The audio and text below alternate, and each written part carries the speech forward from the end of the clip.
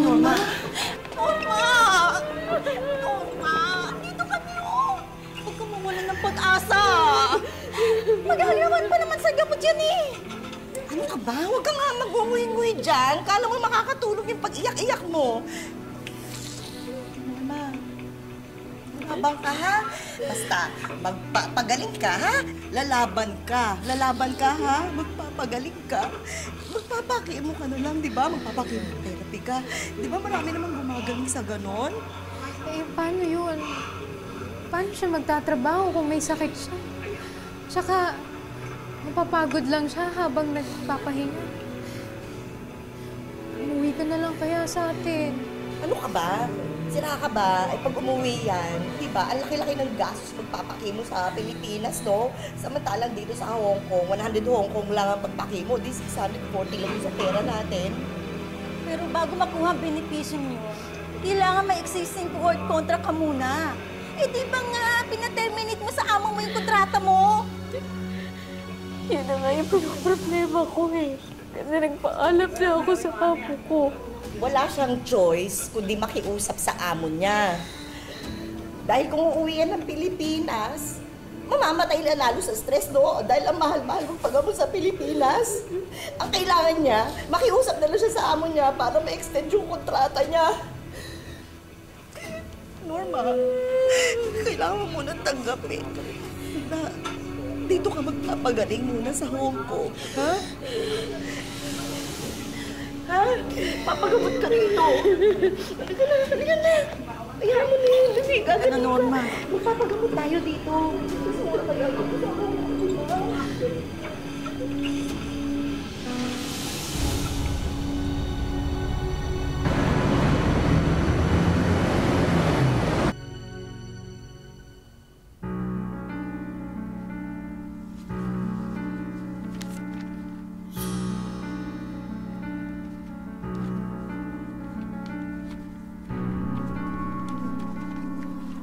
I assure you, Ma'am, I'll do my best.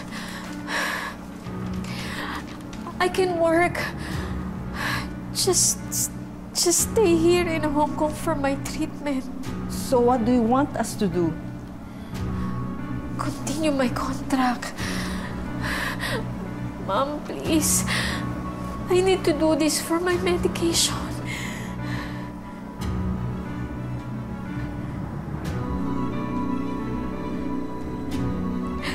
Sir, pity on me. I'm begging you.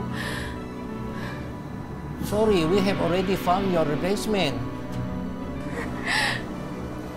Please. Tôi thì hổ hồ à.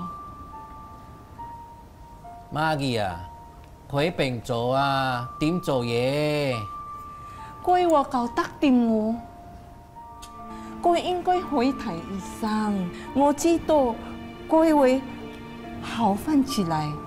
你要負責。老公。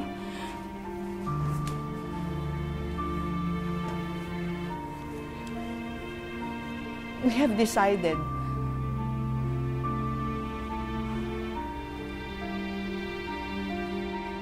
Since you are good to us, you can stay here. But since we are not getting any helper, you must work. Can you do it? Thank you, Ma'am. I promise. I'll do my work. Until go. Even if I'm sick. Thank you, Ma'am. Thank you.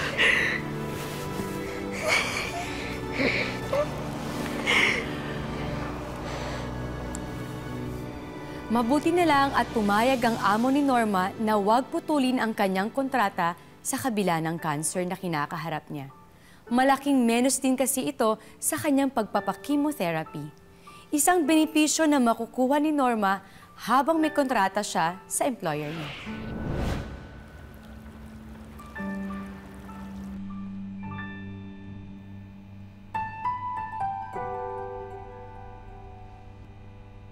Nahihirapan man, pinilit kong pagsabayin ang pagtatrabaho at pagpapagamot sa Hong Kong.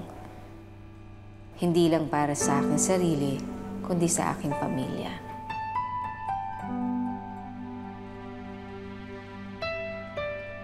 Unti-unti mang naubos ang pinaghirapan kong ipunin sa loob ng ilang taon. Pinaninindigan ko pa din ang aking desisyon na magpatuloy lang ako sa pagkikemotherapy sa pag-asang magiging mabilis ang aking paggaling. Pero hindi pala ganun kadali ang lahat. Hindi lang pera ang nauubos, kundi ang pag-asa kong makauwi sa Pilipinas at makita ang mga mahal ko sa buhay. At ang masakit pa nito, dumalang na din ang pagpapadala ko sa kanila.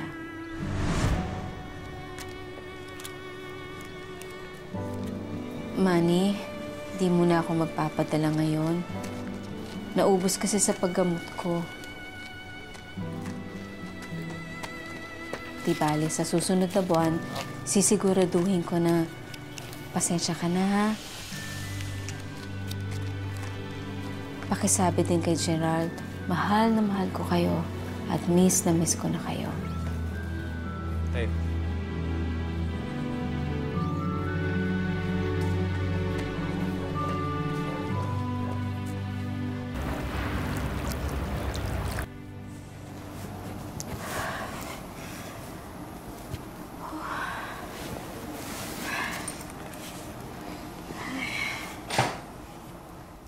Are you all right, Ai?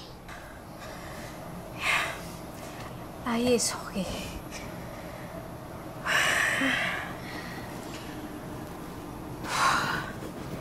Ai, I care for you.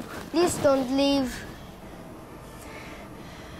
Ay feels better. Ay will not leave. I will tell them that you're fine.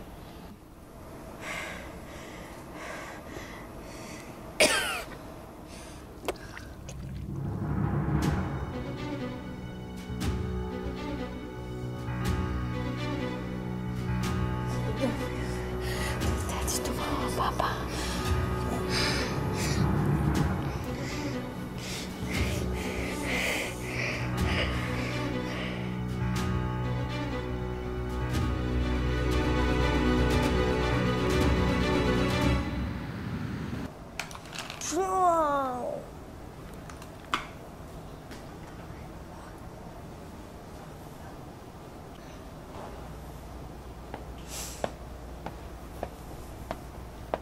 Pin ko kay Taufa.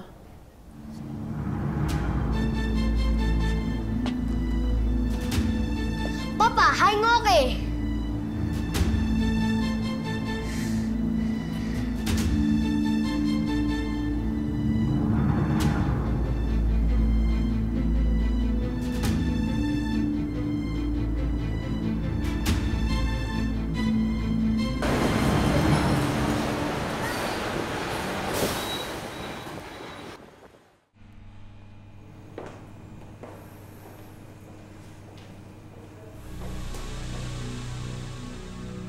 The cancer cells has spread beyond the breast and into the nearby lymph nodes. We recommended that you undergo radiation therapy to destroy cancer cells that may have been missed.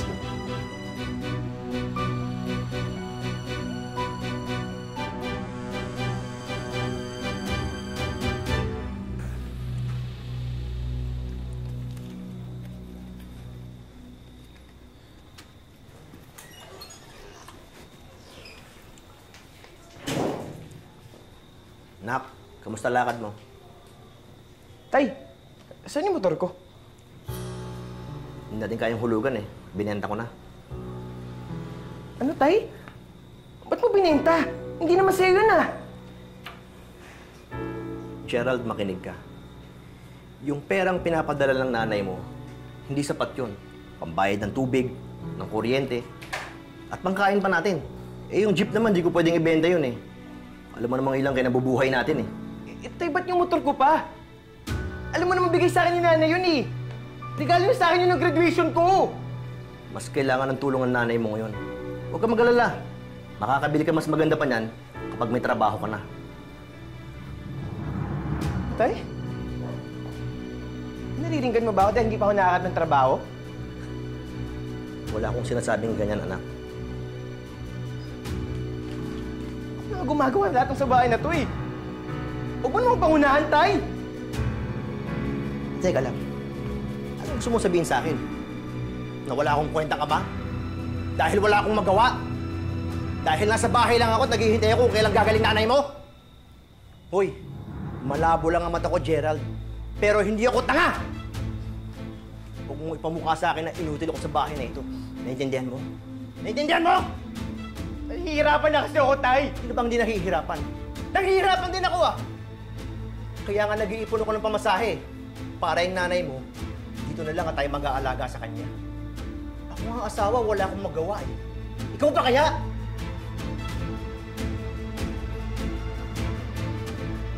Alam mo, Tay, kung tutusin, ikaw doon sinisisi dito eh. Dahil hindi ka naghanap ng magandang trabaho noon. Tapos nagkasakit ka pa.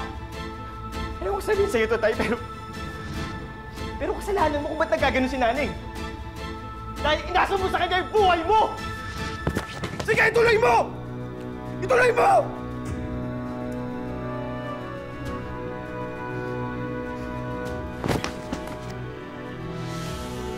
Ganyan ka lang naman eh.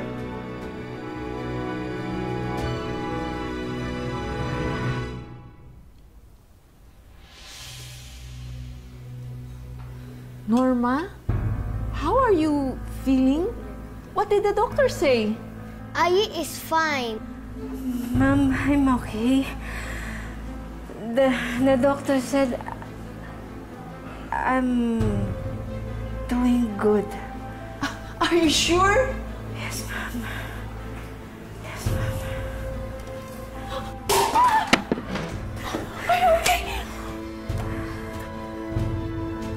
我同你話。